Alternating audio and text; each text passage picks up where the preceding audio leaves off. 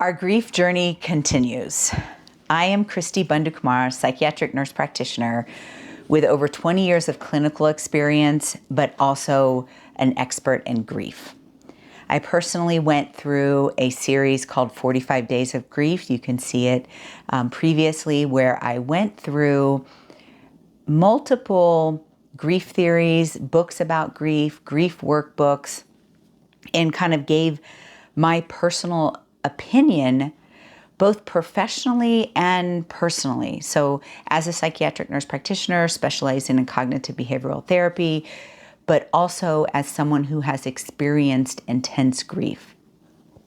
And I can tell you, as I have studied grief theories, both in this 45 Days of Grief and previously, I have felt like they don't grasp the intensity of what I have experienced in intense grief. So in 2005, my son died in a drowning accident. Then my biological son was diagnosed with a terminal condition called DRPLA. And he, 10 years later, passed away in 2016. And then just recently in 2021, my daughter died in her sleep of what they call SUDEP, sudden unexpected death in epilepsy. And so I know grief, and I know grief from a healthy perspective and from an unhealthy perspective. And if you're following along in my grief journey and the things that I talk about, I'm very real of when I, have anger outbursts, or when I have, what I call meltdown, when I'm struggling with depression. Like, these are all very real things. And I think it's important to be real with that, but also show that you can live, you can find purpose in your life. And in this 45 Days of Grief, I talk about how when I got started with it, it was kind of what I expected and what I call controlled grief. Then I hit this anger wall. Then I had a meltdown. And as I was looking at what was happening to me emotionally, as I chose to feel this pain every single day, I realized that grief is like layers. And we talked in the last video about this protective layer, but it has multiple layers and it's different for everyone. And that's why if you have experienced intense grief and you're trying to study grief theories, you kind of feel like they don't get you. Like they don't understand. The person that's writing this must not have ever lost a child, or must not have ever lost a spouse, or must not have had experienced the pain that I'm experiencing. And oftentimes I would go into grief theories with that resistance. Like, no, they don't understand. This is not a step-by-step process. No, I'm never going to accept losing my children. That's never going to be okay.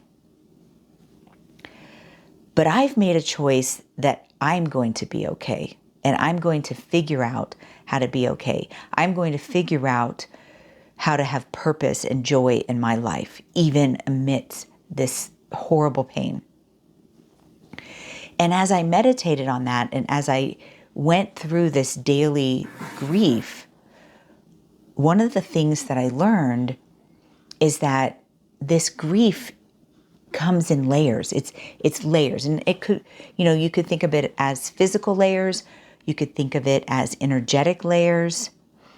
But it's these layers that we need to work through, and that may never disappear, but the layers could soften.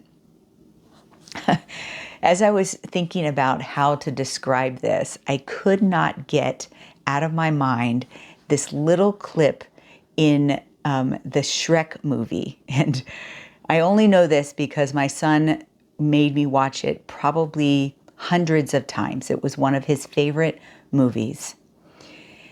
And in the movie, he was describing himself, as layers. And the donkey was like, "You're talking about like layers in a cake, and they're beautiful and delicious." And he's like, "No, it's like onions, and you're peeling back the stuff that makes you cry." Right? And the pain is somewhat like that onion layer. But what I want to do is help us look at it in a more positive light. And the only thing I could think of is, maybe like rock formations that have layers that tell a story, or even think about an archaeological dig. And I know nothing about archaeology, so, please, if I'm saying something wrong in this process, I've only like watched movies and things like that about it. But as I'm picturing these layers, we have this relationship that we cherish, and it's beautiful, and we've lost it. And we have these layers on top of it, and it's building, and maybe they even come from our childhood, right? We talk about in the Mentally Strong Method, like core connections. When something bad happens to you, even the things from your childhood come and impact how you react to that. And so if we think about processing our grief as these layers that we need to gently remove, okay? Gently and slowly remove, like an archaeological dig. They don't go in with huge machines and try to pull everything out, right? They have to gently dig to not hurt. And I want you to think about that as your soul, as to not hurt your soul, your purpose, who you are. And we need to make a conscious effort to be removing some of those layers. In a previous video, I talked about, for me, my outer layer on some days is anger. It's this kind of protection against the pain. But also I have days where my outer layer is, I got my stuff together and I'm okay. And look at me, I'm doing YouTube videos and I'm helping people regardless of my pain. And it's not fake, it is genuine, but it's still a layer, because underneath that is still a lot of pain. And so don't be fooled by that layer of having it all together, that I'm not hurt and broken on the inside and that I still need healing. Okay? So layers come in all forms. And what I want you to do is start doing some self-evaluation of what are your layers. Because I realized as I was going through my 45 days of grief that I have layers, and I need to identify those layers. And one is the anger, one is the, psych nurse practitioner that has it all together. And one is, the fun Cristi that wants to go out and have fun, right? Those are part of who I am, but they're also layers of the protection of my heart. And I realized about 2 weeks in that I need to truly identify my layers and work through those. Now, that does not mean, you peel off a layer and throw it away, peel off a layer and throw it away, because these are almost more like energetic layers. They're part of who you are. But we're trying to chip away at them, chip away at the negative and release the negative so that you can be genuine, you can find your purpose, you can find your truth, and you can work through this process. When I started talking about the 45 days of grief, when I chose to go through it myself, I'm writing a book. And at first I was going to teach, you can do this at any pace you want. You could do once a week. And I think that there was tremendous benefit of actually doing something every day. Because if you wait a week to do the next piece, it's almost like you're starting over. And there's some benefit to that now. Like as I'm still working through my grief. I'll be working through my grief my entire life, likely. But in the beginning, pushing through a solid timeline maybe 3 weeks, maybe 30 days.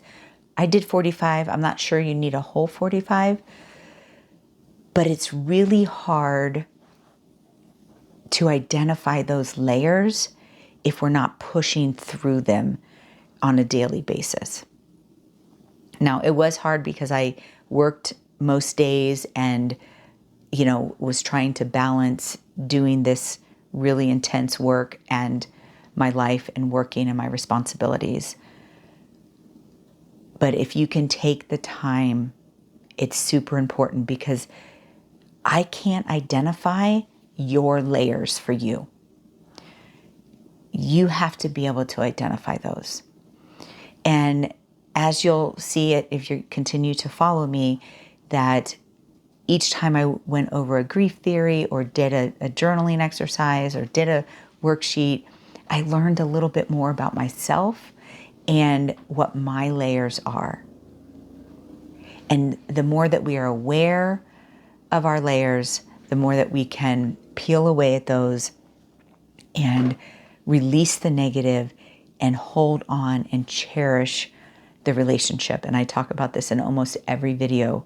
Processing grief is about cherishing that relationship, but there's so much more feelings and emotions that come to play that you have to do it consciously.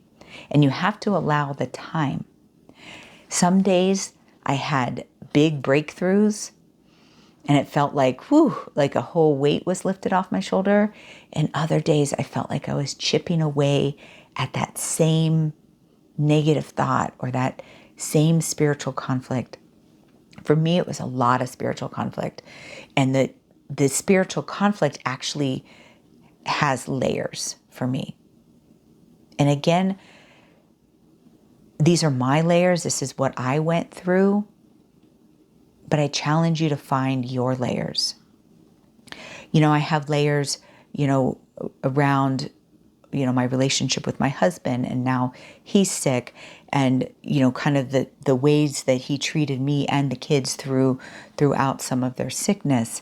And then layers around spiritually where I was 15 years ago versus where I am now, and how, I'm really struggling with the trusting God and trusting my intuition and my knowledge or experience with things outside of myself. And so all of these things are layers for me that I need to figure out.